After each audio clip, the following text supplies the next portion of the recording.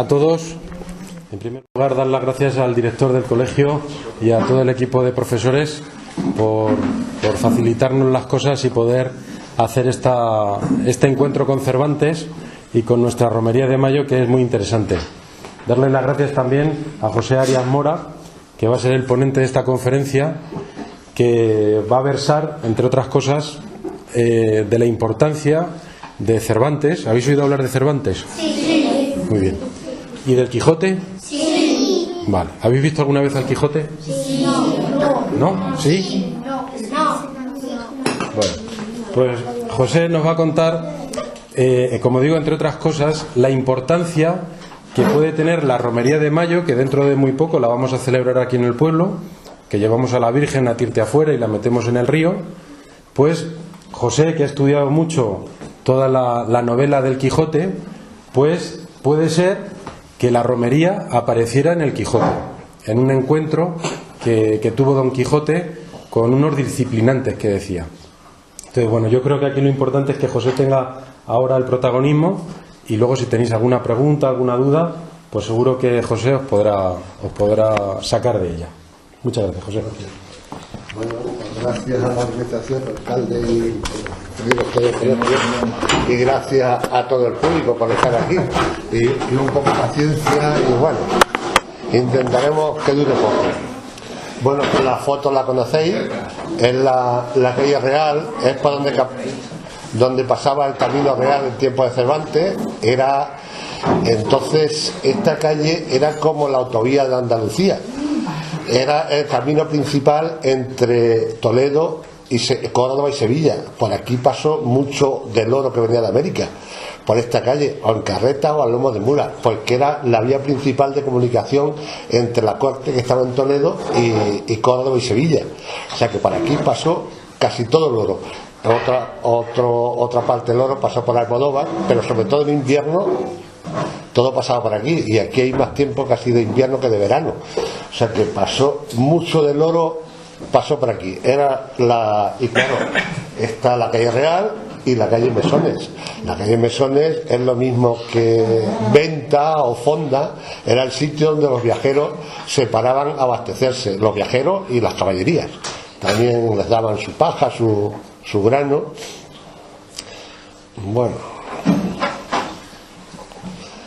como íbamos ahora de geografía del Quijote, quizás no, quería solamente hacer saber que Cervantes conocía sobre todo las vías pecuarias, se las conocía al dedillo. Entonces, cuando sale de la venta de D'Artagnan, dice que va por un camino real, y enseguida dice que va por una vía pecuaria. En realidad hay un solapamiento en ese trozo, en algunos tramos hay solapamiento entre el camino y la cañada. Entonces puede decir que está en una cañada o que está en un camino. No falta la realidad geográfica, y no es como han dicho los autores, no, es que sale cuenta, iba por el camino, pero da cuenta que va por la vía pecuaria, se ha ido a otro lado, no se ha ido a otro lado, sigue por el mismo camino, pero va solapado todo de enfrente a la estación de Vereda hasta que llega al puerto de Vereda, y luego sigue, eso ahí va solapado la cañada Real Soriana y el camino de las ventas. El camino de las ventas, que estamos diciendo que era el principal camino de España de entonces, era y además era el camino más corto, y además va coincidiendo el camino con el trazado del AVE. Bueno, las velocidades que marca el Quijote son todas posibles, el paso que dice, bueno, sigo, las longitudes son ciertas. Hay una longitud que a mí me impresionó un montón, bueno, da muchas longitudes, 8 leguas a Almodóvar, 30 leguas a Alto Boso desde Sierra Morena, 2 millas al camino de Murcia. Pero hay una longitud que me impresionó de sobremanera, es que Sancho dice que después de la cena de Batán, que contó 100 pasos y se encuentra con la causa de sus males. Y yo me encontré con la señal que enseñaba la vía pecuaria, y conté 100 pasos y me encontré con el Batán. Y hasta me entró un poco. Bueno, las descripciones de los sitios y los ruidos son reales, y entre ellos los ruidos, mira, hay un ruido que es un batán. Un batán era un aprovechamiento de las aguas de los ríos, en este caso se llama abatanar los paños, a hacer como más impermeable la lana. Los tejidos de lana los machacaban y los hacían más impermeables, aguantaban mejor el agua, aunque los molinos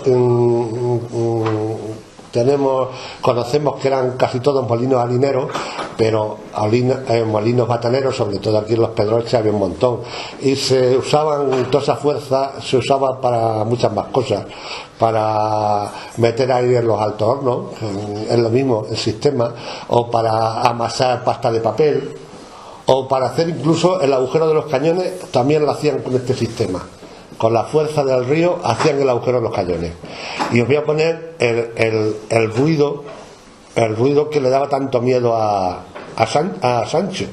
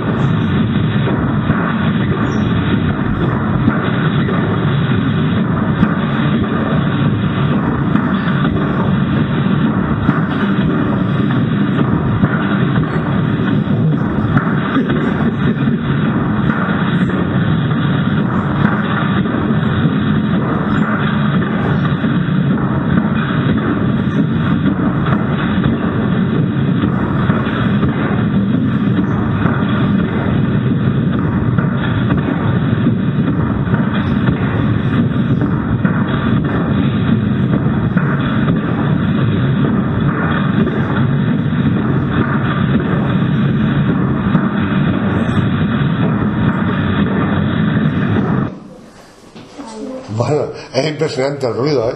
El que cuenta el Quijote era de 6 mazos, ha visto que este no tiene más que 2, o sea que sería súper impresionante el ruido. Así que Sancho se arrimó al Quijote y dicen que no se separó del Quijote ni un negro de uña. Una medida que nos da el Quijote, un negro de uña. A ver quién tiene las uñas negras, a ver cuánto puede ser. A ver, pues ni eso, ni el negro de uña se separó el Quijote de Sancho, del miedo que tenía. Bueno, vamos a hablar un poco de la novela de Cervantes, lo que es la estructura. Hay 2 partes. La primera parte es muy conocida, como empieza, en un lugar de la Mancha, de cuyo nombre no quiero acordarme. El título es El ingenioso hidalgo Don Quijote de la Mancha. La publicación fue en 1605 y como estaba hablando de geografía, mi sitio es Miguel Esteban, Toledo. Un pueblo de Toledo para mí es el lugar de la Mancha. Está la segunda parte, ya empieza de otra manera, ya no es tan conocida. Empieza, cuenta Cide Hamete Benengeli. El Cide Hamete Benengeli es otro autor que se inventa Cervantes, que dice que es el que escribió el Quijote y que se lo tuvieron que traducir del árabe. Bueno, una manera de narrar una novela así, un rato va hablando el Cide Hamete y otro rato va hablando él, para que no se haga tan aburrida. El título es diferente, el título ya es diferente, pues se llama El ingenioso caballero Don Quijote de la Mancha. La publicación es 10 años después, en 1615. Y la aldea de esta segunda parte para mí es Arganda del Rey. Diré que cómo he llegado a Arganda del Rey. Yo siempre he llegado a los sitios por motivos geográficos, pero cuando llegas a un sitio por motivos geográficos, pasa igual que cuando hablemos de la procesión, resulta que Arganda del Rey, de allí eran los padres y los abuelos de Miguel de Cervantes. Miguel de Cervantes se debería haber llamado Miguel de Cervantes, en vez de Saavedra, Miguel de Cervantes Cortina, porque los Cortinas se llamaban de apellido de la madre y además eran unos ricos de Arganda del Rey. Entonces, pues como ricos que eran, es posible que hasta Cervantes naciese en Arganda del Rey, porque entonces Arganda del Rey es una pedanía de Arganda. Aquí si alguien de Puerto Llano, que ha nacido en el Villar de Puerto Llano, está en Puerto Llano y le preguntas dónde es, dice del Villar. Pero si estamos en Madrid, no dice que es del Villar, dice que es de Puerto Llano. Cervantes siempre queda de Arganda, pero eso no quiere decir que no naciese o sea, dijo siempre que era de Alcalá. Eso no quiere decir que no naciese en Arganda, pero a ver quién les tose a los de Alcalá. Así que nos dejaremos que Miguel de Cervantes nació en Alcalá. Pero los padres y los abuelos eran de Arganda. Entonces, cuando en la primera parte todo el mundo quería que su lugar de la Mancha era su pueblo, pues yo creo que él fue el primero en la segunda parte que dijo: el pueblo de Quijote va a ser mi pueblo o el pueblo de mi madre, va a salir de Arganda.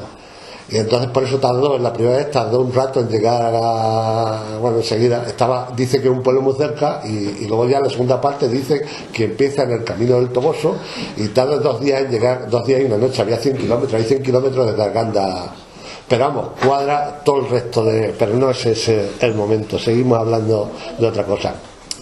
Estamos hablando de los viajes que hizo el Quijote. El Quijote hizo 3 viajes. En la primera parte hizo 2, la primera para armarse el caballero, y la segunda fue el viaje a Sierra Morena, que decía que iba a quedarse en toda aquella sierra, o sea, para librar toda aquella sierra de ladrones malandrines, de ladrones malvados, de que eran famas que todas estaban llenas. También quería conquistar una isla para Sancho, pero bueno, ahí no llegó tanto. Luego ya en la segunda parte recorre la Mancha, pero la Mancha de Cuenca, la Mancha de Albacete, llega hasta la laguna de Ruidera, y después de la laguna de Ruidera marcha en dirección Zaragoza. No llega a Zaragoza porque, entre otras cosas, porque aunque pensaba llegar a Zaragoza, le escriben otro libro que es el Quijote de Avellaneda, que pasa por Zaragoza, y entonces el Cervantes pasa de Zaragoza y se va a Barcelona, y después ya vuelve a su aldea. Bueno, los lugares más disputados en el Quijote, siempre el lugar de la Mancha. Todos los pueblos quieren ser el lugar de la Mancha. Claro, tenemos pistas para llegar al pueblo del Quijote. Uno, que es un lugar de la Mancha, ya lo dice el Quijote. Lo segundo, lo dice en otro sitio, que desde su casa se veía el horizonte manchego. Bueno, tampoco una pista muy grande, que desde un lado de la Mancha tenga horizontes manchegos. No. También dice que en un pueblo cercano, que era el Toboso, vivía su amada Dulcinea. Pero luego dice, empezó a caminar por los campos de Montiel. Es como diciendo, es un lugar de España, pero empezó a caminar por Francia. Parece una cosa que no tiene sentido, pero se lo vamos a dar para quitar mucha gente. Vamos a suponer que el Quijote se hubiese escrito 100 años después, y hubiese dicho el Cervantes en un lugar de Andalucía. Bueno, pues ya un lugar de Andalucía es un lugar de Andalucía. Hubiese dicho, desde la casa se ve un horizonte andaluz. Bueno, está bien. Mi amada, la amada del Quijote, vivía en un pueblo cercano al suyo que se llamaba La Línea de Concepción, que es el pueblo que está en la de Gibraltar. Y dije eso, pero empezó a caminar por suelo inglés. El lugar de Andalucía y todo de Andalucía, y claro, alguno diría, pues entonces el lugar de Andalucía es Londres, o es Antonia, que también fue el Gibraltar del Norte. Bueno, dejo aquí el tema, sigo porque... Y luego está la casa del caballero Verde Gabán. Este ha sido mi último estudio, lo he puesto, he llegado a poner siempre por motivos geográficos, como siempre, y me he llevado unos sorpresas grandes, porque este es un caballero que todo el mundo dice, todos los cervantistas, nadie sabe quién es, ni por qué lo puso aquí el Quijote. Es un caballero enigmático. Algunos dicen que era morisco, otros que representaba la clase intermedia, otros que un montón de cosas. Yo llegué a este y llegué a Santa María del Campo de Ruz. Como hablaba Cervantes de poetas y de universidades, pues en Santa María del Campo de Ruz murió el poeta Jorge Manrique. Esa de nuestras vidas son los ríos que van a parar a mar. Y entonces allí encontré un personaje que lo ponen en las relaciones, que había estudiado en la universidad y que era hijo de un rico labrador. Claro, cuando yo investigué en el Archivo Histórico Nacional la vida de este hombre, vi que había llegado a catedrático de la Universidad de Alcalá, pero había una cosa que era la pureza de sangre, que si tenías descendientes judíos te echaban a la calle, no podías ser ni funcionario ni estar. Y entonces a este lo echaron de catedrático de la universidad porque el padre era judío. Entonces pensé, asimilé al caballero del Verde de Gabán con el padre del catedrático que había hecho en la universidad, y la verdad que a partir de ahí ya todo lo que dice coincide, pero no es el momento. Luego tenemos lugares más próximos, la lucha con el vizcaíno, la lucha por el... Bueno, la primera parte del Quijote, en realidad los que nos das pistas son de los caminos que había en Córdoba y en Sevilla. Y uno de los caminos que había era un camino que salía de Almodóvar, llegaba al Retamar y por Puerto Suelta llegaba hasta Fuencaliente. Y el cruce de ese camino con la Cañada Real Soriana, para mí es donde tuvo la lucha con el vizcaíno. Hay otro, el entierro de Crisóstomo. El entierro de Crisóstomo está localizado en Plaza Torta, es donde está la Fuente del Alcornoque. Para mí es la Fuente del Alcornoque, no se llama Fuente del Alcornoque, en realidad se llama la Fuente Modesto, pero está en el camino del Alcornoque y el puerto del Alcornoque, porque el camino Pulido y el puerto de Pulido, en tiempos de Alfonso XI, en el libro de las Monterías, se llamaba el puerto del Alcornoque y el camino del Alcornoque, como dividían los territorios de caza. Un territorio iba desde Puerto Suelta al camino y puerto del Alcornoque, y el otro iba desde el camino y puerto del Alcornoque hasta el camino de Trefenta. O sea que está definido. Entonces el encuentro de los yangüeses es un sitio enfrente del Retamar, el cruce de la Cañada Real Soriana con el río. Todavía a ese sitio se le conoce como Yenguas, o sea que es y Prados del Retamar. O sea que se entiende que es un sitio donde estaban paciendo el ganado. Y luego la batalla de las ovejas es el puerto de Vereda, donde se junta la Cañada Real Soriana y la Seguriana. Es el punto de unión y donde ya echa el nuevo mar. Yo, para mí, Cervantes era mago, nos mete en el mundo nos cambia las ovejas por guerreros y no lo creemos. Y hay otro. Bueno, ya nos vamos aproximando para acá. Cuando la venta del Manteo es una venta, para mí es una venta que había enfrente de la estación de Veredas, ya no existe, entre otras cosas porque la había ocupado los terrenos. Estaba a 50 metros de la actual estación, y además en fila con la estación. La pared de la derecha, viéndola de frente, estaba en línea con la venta. Hay planos de poner posada, cuadra, y hay todavía documentación en 1911 que dice la antigua venta ya existente. Todavía habla de la venta en 1911. Bueno, pues ahí fue la venta del Manteo, y la venta donde rompió los saques del Quijote, donde se dio con eso y no quedó todo el vino fuera. A partir de ahí se plantea la salida del Quijote de cara a su pueblo. Lo que nos dice es que lo montaron, no cuento la historia porque lo montaron en la carreta, me la salto, pero lo montaron en la carreta y el boyero que conducía anduvo 2 millas, o sea, 2 leguas. Las 2 leguas es un descansadero que hay, siguiendo por la Viñuela, un descansadero. Había que buscar un descansadero, pues ahí quería parar el boyero, pero el barbero le dice que ese no es buen sitio para parar, que suba al recuesto, porque además hay una cuesta que suba al recuesto, que aparece otro valle con mejores vistas y mejores pastos. Y claro, llega a otro descansadero que hay aquí. Seguimos viendo fotos. Eso es lo que... Mira, las fotos del primer descansadero. Como se ve desde ahí, enseguida las vistas se acaban porque están en los olivos, no hay nada. Las vistas del segundo descansadero, pues ya al fondo se ve Villamayor. O sea, ya, y se ve desde por el otro lado, se ve Puerto Llano, se ve Almodóvar, ahí. Y además ya se ve que las tierras son de mejor calidad. Y claro, desde ahí, estando ahí es cuando vio venir la procesión con los disciplinantes. Yo llegué ahí y ahí me acordé ya de que desde aquí podría ver la procesión. Desde aquí sí se puede ver la procesión. Incluso había cuenta que Sancho se cogió a un bocadillo y se fue a beber agua a un arroyo.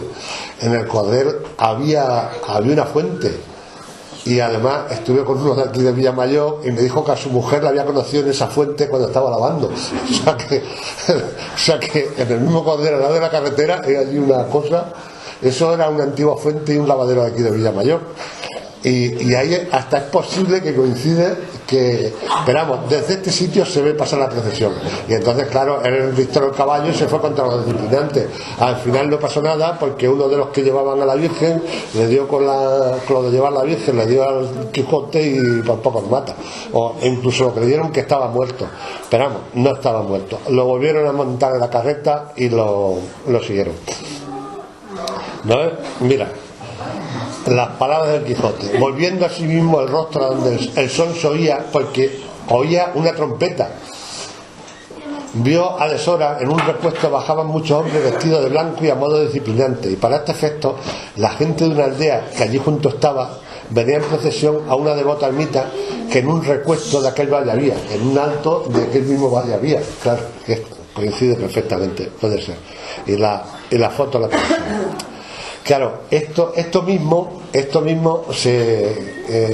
llegar a un sitio por motivos geográficos y encontrarme con algo, hay en la primera parte, cuando sale al Marse Caballero y ya vuelve, cuenta, dice, en esto llegó a un camino que en 4 se dividía, y habiendo andado como 2 millas, descubrió Don Quijote un gran tropel de gente, que como después se supo, eran unos mercaderes toledanos que iban a comprarse de Murcia.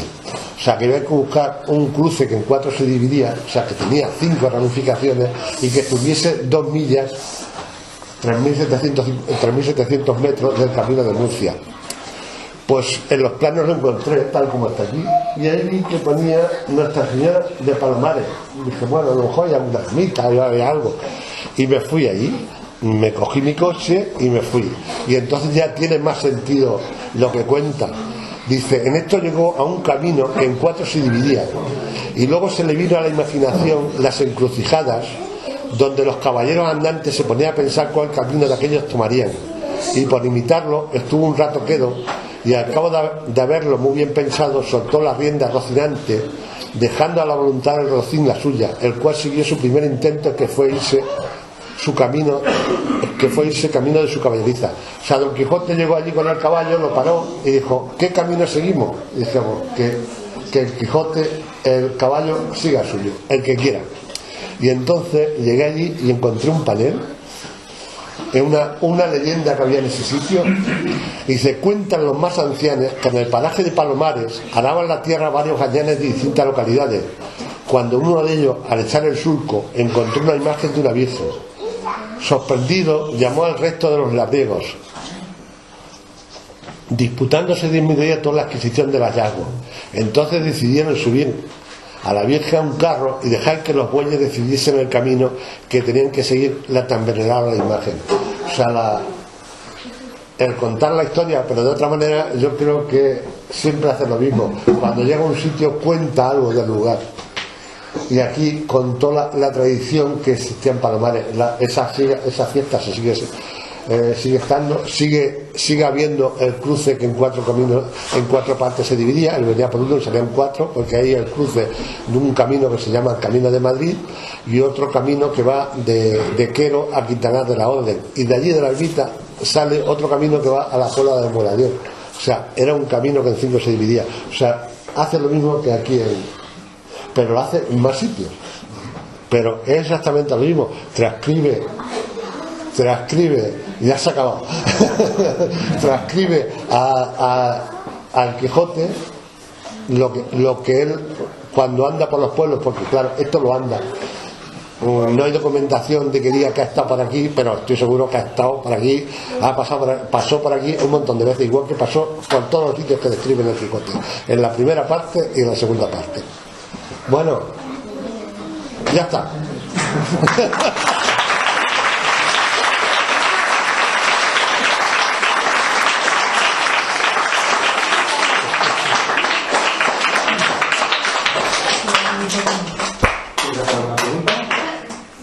A ver. ¿Todo? ¿Cómo pregunté? ¿Cómo pregunté? Las medidas, le preguntan las medidas en el Quijote, a ver qué medida, la legua, la media legua, la milla y el negro de uña. Como el filímetro. La imagen que ha puesto, a mí me gustaría que los más mayores lo pudieran confirmar. La imagen que ha salido, yo creo que es la zona del Prado. Ahí no hay una zona que se llama el Charco La Lana. Sí, allí es donde se lavaba antiguamente la lana. Había unos charcos ahí, y eso que yo todavía no digo a esa, pero vamos, he oído que ahí se lavaba la lana. Y eso estaba por debajo del descansadero que yo hablo. El descansadero es que no me ha quedado muy claro dónde queda. Claro, es que estamos aquí, ya no estamos hablando para mayores, y me lo he saltado, pero hay un plano aquí. Ese charco es del Prado. El Prado. Eso es lo de El Prado. Mira, el descansadero, el primero que está morado es el que quería parar el hundidor, y el segundo es donde para. A partir de ahí tira en dirección norte y la gallera sigue por detrás del tesoro, la Sierra del Tesoro, y aquí sale el camino, parece que se llama el Camino de Almadén, que tira a Villamayor.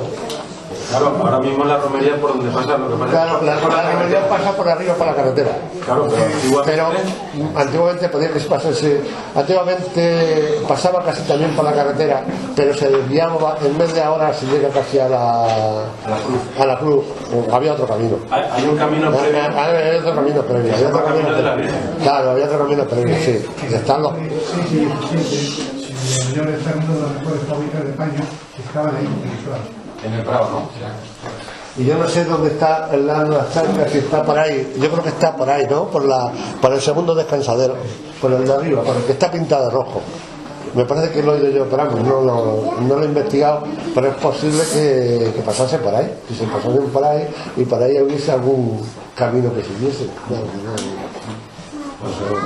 Pero vamos, que desde ahí se ve la carretera y se ve a los disciplinantes, seguro. De todas maneras, a lo mejor en la carta arqueológica de Villamayor hay algo. Seguramente. Eso hay que revisarlo. Claro, ya es investigación más...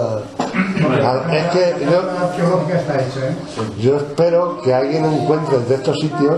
En Miguel Esteban sí que han encontrado, que está por ahí en los periódicos, que el Cervantes se pudo basar en unos personajes que había por allí, que se pelearon allí en el campo a lanzazos y no sé qué.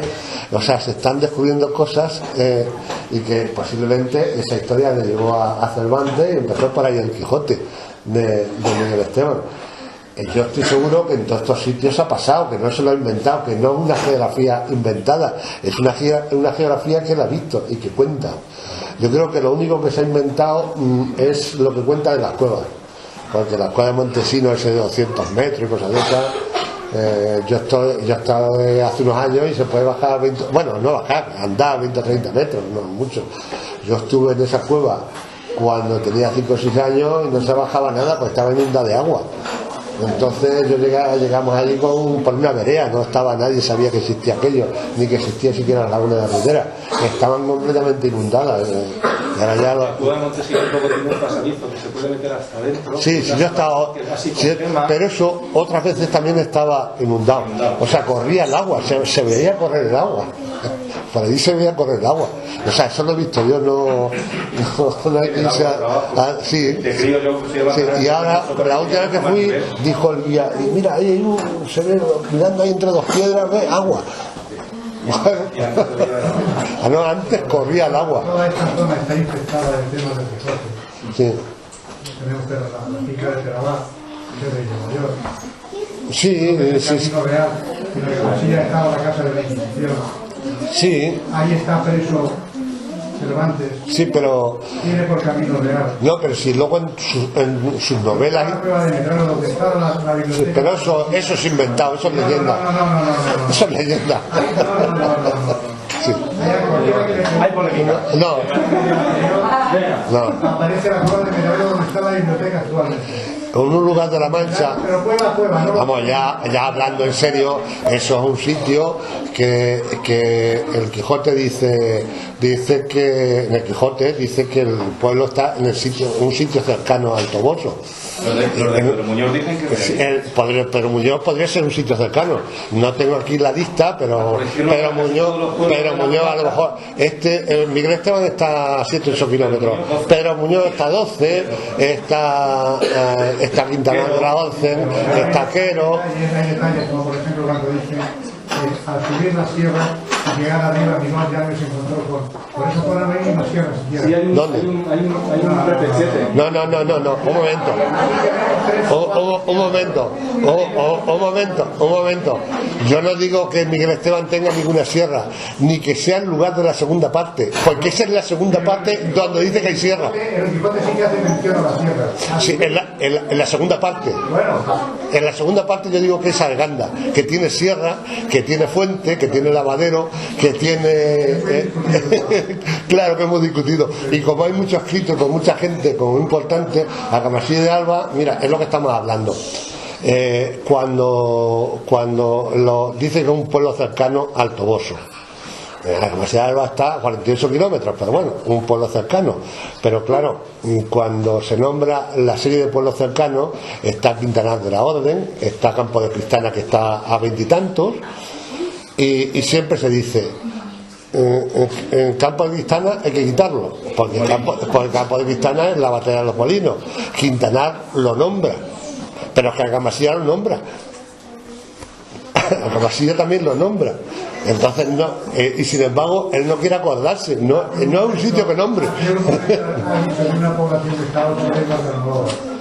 Sí, no, hay cuenta cuando el Quijote va por Sierra Morena, se encuentran con un loco y entonces le dice, y yo solo localizo allí por el Guadalmedina, se encuentran con un loco y entonces se encuentra con un pastor, y antes se habían encontrado con un loco que andaba por allí, y el pastor le dice, estoy a ver si lo cogemos y nos ponemos de acuerdo y lo llevamos a Almodóvar para que lo encierren o para culo, que está de aquí 8 leguas. Y las 8 leguas están allí en el Guadalmedina. No es aleatorio, la geografía no es aleatoria, la geografía es la geografía. Lo que pasa que además coincide, cuando hablas de 8 leguas, en las relaciones de Felipe II dice que el castillo del, ¿cómo se llama? El puerto de... en la carretera que va de la Venta a la Bienvenida a Torrecampo, el puerto del Mochuelo, ahí había un castillo del Mochuelo, y dice que estaba a 7 leguas Claro, porque está también el problema de las leguas. Las leguas, unos los dicen de 7.400, de 6.000, de 5.000. Hay muchos problemas con las leguas. Pero vamos, yo he llegado a la conclusión que las leguas del Quijote, cuando se refiere a legua, las medidas coinciden con 7.400 metros. Y además, viendo las relaciones de Felipe II, casi todo, y además las distancias que dan entre los pueblos son bastante precisas. Y además no hacen como ahora que decimos, de aquí a Ciudad Real vemos la carretera, que a lo mejor es pasando por Puerto Llano, y dicen 44 kilómetros. No, ellos hablan de punto a punto, como si fuese línea recta, y son bastante precisas las distancias que dan, y se parecen más a las líneas rectas que a las líneas de los caminos o a las líneas de las carreteras. ¿Lo escribió con un mapa? A lo mejor lo escribió No, porque estaban las... Claro, había un mapa, había un mapa de camino de Juan Pero Bellugas, que sabía que es para ahí, de 1575, y era como un mapa, como una vía cancha de ahora. Y tenía sus caminos a Almodóvar, a 2 leguas la venta Tartanera, a legua y media la venta Molinillo, a media legua en la venta La Inés. Era el camino a las ventas sobre todo, pero vamos, estaba toda España, incluso había caminos a Roma, a París, y luego ya... Porque no queda muy claro en el Quijote es el sitio de su nacimiento, porque en Alcalá de Henares Dice que nació allí. Ese es su lugar de nacimiento. Lo que se sabe, Perdón. Y sin embargo, hay otras muchas poblaciones de aquí, de Castilla-La Mancha, que incluso tienen la partida de bautismo. ya, pero de San Juan. se acaba de Juan, pero en la que tienen en Alcalá coincide la edad con, dice, pues si nació en tal año pudo ser soldado, la que tienen, pero además es que están las partidas de bautismo del resto de los familiares, lo que no tienen están las partidas de bautismo de la madre, de la madre está en la Arganda, del abuelo. En Cajas dicen que cuando estaba en el lecho de muerte, que se le acercó a alguien, que ¿usted dónde nació? Dijo en Alc. Y a la gente dice es que a base de no saber, la leyenda hace de todo. Por eso no quedó claro. Claro, no, sí queda claro. Lo que pasa es que ahora ya hay mucha gente que ha escrito muchas cosas y luego está la propaganda. Cada uno, es que aquí nos jugamos el turismo, nos jugamos muchas cosas. No estamos hablando de plan literatura. Es que Alga Masía de Alba ha vivido del turismo, porque a un señor hermano de un rey cogió una imprenta y se la llevó allí y escribió y dijo aquí. Y no está documentado en ningún sitio que estuviesen en una camasilla, ni que estuviese preso, ni que nada. Los presos estuvo, pero en Sevilla no hay. Una pregunta, José. Más o menos la ubicación puede coincidir con el trayecto de la romería, pero en algún momento del Quijote se puede saber también la época del año en que se produjo ese evento, el encuentro con los recipientes, si puede ser en mayo, en primavera. Dice que esto, el Quijote está escrito en verano, teóricamente está escrito en verano, pero que todas las escenas ocurriesen en verano, pues no lo sé. Que hay escenas que no pegan mucho con el verano, porque cuando habla de ríos corriendo, ríos que tal, pues por aquí no coincide mucho. Ahí sí que yo no, lo mismo que la geografía, si es real, o sea, cuenta lo que ve y lo que tal, lo que en realidad cuenta en el mes de agosto, pues seguramente en el mes de agosto, si no estaban los batanes parados, poco les faltaban, porque el río Guadalmés, bueno, allí hubo una glaciación por aquellos entonces, un periodo más frío, de más lluvia, y es posible que a lo mejor llevase agua el Guadalmés, pero ahora mismo llega el verano y no tiene. Habla, por eso digo que habla de campos floridos y cosas de esas, y aquí los campos floridos en verano, pues. ¿Y la ermita a la que hace alusión, que era donde se iban los disciplinantes, cuál podría ser? La actual de Tintafuera, en un repuesto, porque vamos, Tintafuera, él se conocía dónde estaba perfectamente, seguramente ha estado en Tintafuera. Es que la nombra en la segunda parte del Quijote, cuando está en la ínsula, hay un médico que no deja comer a Sancho, y dice que es el doctor Pedro Agüero de Tintafuera. Que esa ermita podría ser la iglesia de Tintafuera. Sí, podría ser perfectamente. Y que él la conociese y que estaba en un recuesto, porque vamos, por aquí seguro, si esto era el camino más transitado. Él estuvo un montón, las veces que se conocen y las veces que no se conocen. Él estuvo aquí como abastecedor de la flota de la Invencible y estuvo un montón de veces. Pasó. Y estuvo por aquí, pues saqueando un poco. Pues claro, se habla también de que Cervantes pudo tener orígenes judíos. El padre eran escribanos, llevaban todos los asuntos de cuentas, dinero, eran gente ilustrada. Los judíos casi eran los únicos que sabían leer y escribir, porque los nobles, con tener cuarto y gastar, tenían bastante. La cultura no era de. Las universidades se pusieron en un momento que con estar en la universidad ya te daban la carrera. O sea, yo me matriculaba el 6 de enero del 2000 y el 6 de enero del 2006 tenía mi carrera. Ya está. Y así llegaron, hubo tal descrédito ya de universidades que te podías matricular la fecha que quisieras. Pues claro, las universidades eran muy caras, estaban hechas nada más que para los nobles, no lo iban a hacer estudiar ya que pagaban. O sea que dijo tal descrédito que. También podría ser porque yo en historias que he leído y que me lo han dicho, claro, parece ser que ahí en la sierra, en Arcibes, ahí hubo una ermita dedicada a Santa Ana. O San Benito también. San Benito. Sí, sí, eso he leído algo. Y luego, como ahí, precisamente, pues por el camino de no subía nadie, claro.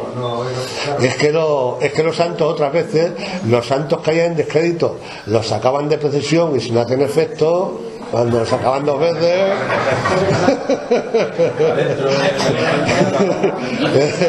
Este parece ser que era bastante. Entonces, claro, parece ser que la derruyeron o la... Sí, porque no. Y le hicieron aquí donde la Florita Borriquillo, ahí hicieron la ermita, O sea que. un sitio más llano, y la dedicaron a Santa Ana, Sí. que por eso toda esa parte se llama Santa Ana. Sí, iban cambiando, en todos los pueblos iban cambiando un poco de santos porque había veces que los sacaban en rogativa y no llovía. Y eso era culpa generalmente del santo, no era culpa de...